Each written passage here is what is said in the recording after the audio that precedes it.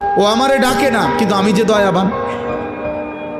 ও আমারে একটা সেজদাও দেয় না, কিন্তু আমি যে মেহেরবান। আমি করব কি? আমি কেমনে ওরে শাস্তি দেই? আমি আল্লাহ কেমনে ওর খানা বন্ধ করে দেই? আমি যদি ঘুম বন্ধ করে দেই, ও তো বাঁচবে না। ও আমি যদি তার পেশাবের সার্কুলেশন বন্ধ করে দেই, পেশাবটাও যদি ঠিক মতো বাহির না হয়, ও তো বাঁচবে না।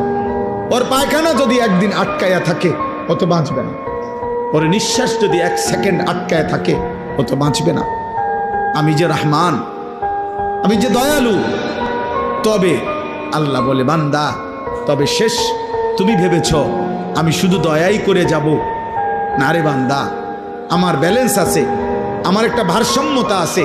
আমি আল্লাহ আজ দুনিয়ায় মৃত্যু পর্যন্ত ওয়াদা দিছি, তোমার আমি লালন পালন করব, খাওয়াবো, পড়াবো, ডাকলেও না ডাকলেও, সেজদা দিলো না দিলো, আমার গোলামি করো আর নাফরমানি করো। তবে মালিক ইয়াউমিদ্দিন, মনে রাখবা আমি কিন্তু বিচার দিবসের মালিক, আমি বাদশাহ, আমি রাজা ধীরাজ, আমি জব্বার, আমি কাহার।